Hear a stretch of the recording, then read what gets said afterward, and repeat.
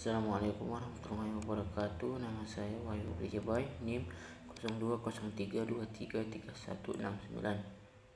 Saya dari kelas HTN2D. Di sini saya ingin menceritakan tentang pemikiran politik Sunni. Menurut para pemikir Sunni, mendirikan pemerintahan dianggap suatu kewajiban, namun terdapat perbedaan atas dasar kewajiban tersebut. Al-Mawardi berpendapat bahwa pembentukan pemimpinan negara merupakan kewajiban kolektif berdasarkan konsensus para ulama.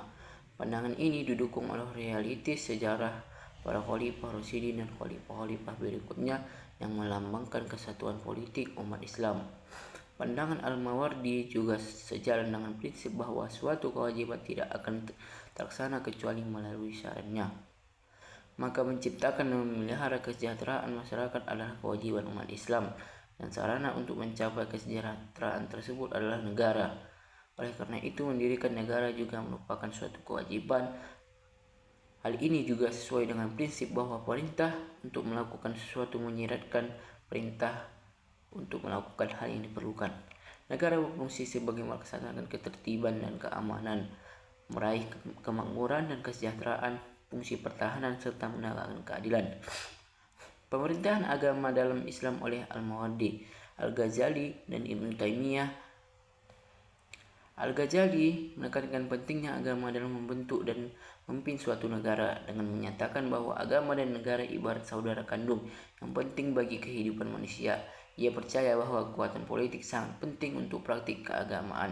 Sebaliknya, Ibnu Taimiyah memandang perorganisasian masyarakat sebagai tugas keagamaan, namun berpendapat bahwa agama dapat berdiri sendiri tanpa bergantung pada negara. Ia menekankan perlunya tatanan sosial dan kepemimpinan untuk kesejahteraan manusia. Ibnu Taimiyah meyakini bahwa pendirian negara tidak berdasarkan agama tetapi bersifat praktis, namun ia juga menekankan peran negara dalam membantu agama. Pemikiran politik Sunni cenderung membelah penguasa dan gagasan politik dan kenegaraan mereka menjadi alat untuk melegitimasi kekhalifahan yang berkuasa. Ulama Sunni umumnya melarang pemberontakan terhadap penguasa yang tidak adil, karena mereka percaya bahwa penguasa yang kejam lebih baik daripada tidak ada kepemimpinan dalam Islam.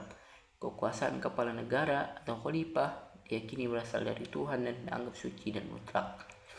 Ibnu Abi Rabi mencari landasan legitimasi hak khalifah atas umatnya dalam ajaran agama.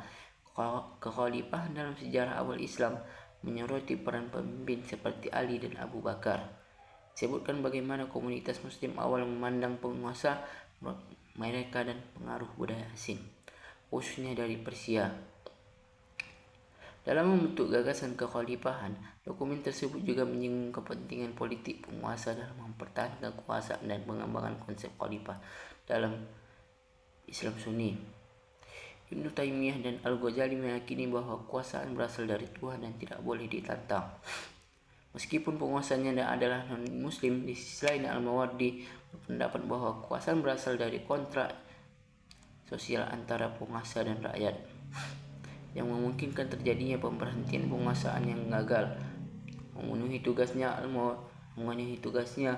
Al-Mawardi menekankan ketaatan kepada penguasa yang adil dan tidak adil. Mengutip sebuah hadis untuk pendukung pandangnya, teks ini menyoroti pandangan yang berbeda mengenai legitimasi dan akuntabilitas para pemimpin politik. Doktrin politik Islam khususnya menekankan pada suku Quraisy sebagai syarat kepala negara dalam pemikiran politik Sunni. Para ulama seperti Al-Ghazali, Al-Juwaini, Al-Baqilaini, dan Al-Mawardi menegaskan syarat ini. Sedangkan Ibnu Khaldun berpendapat bahwa syarat tersebut tidak mutlak untuk segala zaman. Dia menafsirkan hadis tersebut secara tidak langsung bahwa pemimpin harus berasal dari suku Quraisy atau memiliki kemampuan dan kualitas yang sama. Penafsiran ini memungkinkan adanya kemungkinan pemimpin dari suku lain jika mereka menunjukkan kemampuan yang diperlukan. Teks tersebut juga menyebutkan konteks sejarah pengaruh suku Quraisy dan usia masyarakat. Teori politik para pemikir Sunni ini dengan fokus pada peralihan dari sistem demokrasi ke monarki. Setelah bangkitnya Muawiyah bin Abi Sufyan, Hal ini menyoroti bagaimana konsep ketaatan mutlak kepada penguasa dan keharusan suku Quraisy memimpin negara mengabulkan visi para pemikir Sunni terhadap konsep syura yang menekankan keterlibatan masyarakat dalam pemerintahan. Teks tersebut juga menyebutkan pandangan Al-Mawardi tentang pemilihan kepala negara oleh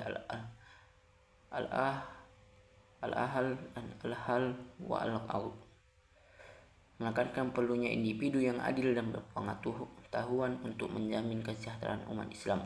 Mungkin itu saja yang bisa saya sampaikan tentang pemikiran politik Sunni. Bila ada kesalahan saya mohon maaf. Assalamualaikum warahmatullahi wabarakatuh.